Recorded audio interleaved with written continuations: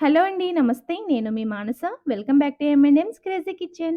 ఈరోజు వీడియోలో కజ్జికాయల కోసం పాకం పట్టే పని లేకుండా చాలా టేస్టీగా వచ్చేలాగా చాలా సింపుల్ ప్రాసెస్‌లో మీకు ఎలా చేయాలో చూపించబోతున్నాను. ఇవి తినడానికి ఎంత టేస్ట్‌గా ఉంటాయో చేయడానికి కూడా అంతే ఈజీగా ఉంటాయండి. వీటిని 1 మంత్ వరకు కూడా స్టోర్ చేసుకోవచ్చు. సో, లేట్ చేయకుండా ఈ కజ్జికాయల ప్రాసెస్ ఎలా చేయాలో చూసేద్దాం.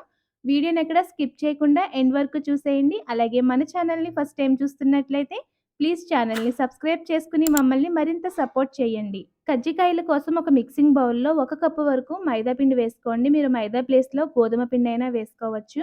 ఇందులోనే పావు టీ స్పూన్ సాల్ట్ వేసుకొని పిండిని, సాల్ట్‌ని ఒకసారి కలిపిన తర్వాత ఇప్పుడు ఇందులో కొద్ది కొద్దిగా వాటర్ యాడ్ చేసుకుంటూ పిండిని చపాతీ పిండిలాగా సాఫ్ట్‌గా కలిపి పైన మూత పెట్టేసుకొని ఒక గంట సేపు పిండిని నాననివ్వాలి. ఇప్పుడు స్టఫింగ్ కోసం స్టవ్ మీద ఒక పాన్ పెట్టుకొని అందులో 1/3 కప్పు వరకు పల్లీలను వేసి లో ఫ్లేమ్‌లోనే కలుపుకుంటూ పల్లీలని బాగా రోస్ట్ చేసుకోవాలి. ఇలా రోస్ట్ చేసుకున్న తర్వాత చల్లారనిచ్చి దానిపైన ఉన్న పొట్టంతా తీసేసి ఒక మిక్సీ జార్‌లో వేసుకొని ఇప్పుడు ఇందులోనే 1/3 కప్పు వరకు పుట్నాల పప్పును కూడా యాడ్ చేసుకొని పల్స్ ఇస్తూ కాస్త బరకగా మిక్సీ పట్టుకొని ఈ పౌడర్‌ని వేరొక గిన్నెలో ట్రాన్స్‌ఫర్ చేసి అదే మిక్సీ జార్‌లో అరకప్పు వరకు పంచదార, 8 యాలకులు వేసుకొని వీటిని మెత్తటి ఫైన్ పౌడర్ లాగా బ్లెండ్ చేసుకొని, మనం బ్లెండ్ చేసి పెట్టుకున్న పల్లీల పొడిలో వేసుకొని బాగా కలపాలి.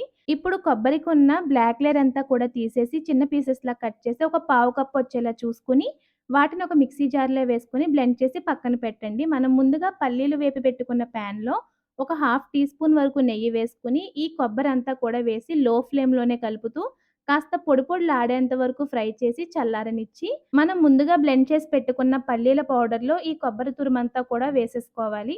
ఇప్పుడు వీటన్నింటిని బాగా కలిపితే మనకి స్టఫింగ్ కూడా రెడీ అయిపోతుందనమాట. సో, వీటిని కూడా పక్కన పెట్టుకొని, ముందుగా కలిపి నానబెట్టుకున్న చపాతీ పిండిని తీసుకొని, కాస్త పొడి పిండిని చల్లుకొని ఒకసారి బాగా నీట్ చేసుకోవాలి. ఒక 2, 3 నిమిషాల పాటు పిండిని బాగా నీట్ చేసుకున్న తర్వాత, పిండిని 2 ముద్దల కింద డివైడ్ చేసుకొని, ఒక పెద్ద చపాతీలాగా చేసుకోండి. కాస్త పలచగానే చేసుకోండి.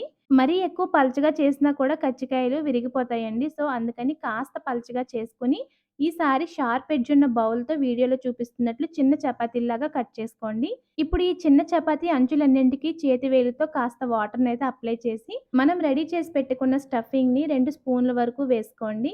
మీ వీలుని బట్టి మీరు చేసుకున్న సైజుని బట్టి మీరు స్టఫింగ్ క్వాంటిటీ అయితే అడ్జస్ట్ చేసుకొని, ఈ చపాతీ 2 అంచుల్ని కూడా ఫోల్డ్ చేసుకొని, వీడియోలో చూపిస్తున్నట్లు చేతి వేలుతో గట్టిగా ప్రెస్ చేయండి. లేకపోతే మనకి స్టఫింగ్ బయటకొచ్చేస్తుంది వేగేటప్పుడు.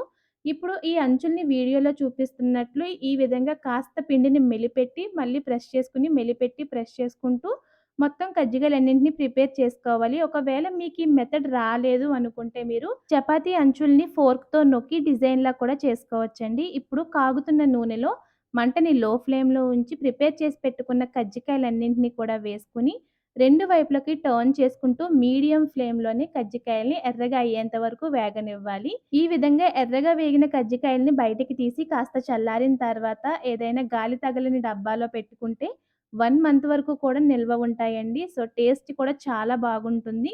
చూసారు కదా! పాకం పట్టే పని లేకుండా సింపుల్‌గా ఎవరైనా ఈజీగా చేసుకోగలిగే కజ్జికాయలు రెసిపీ.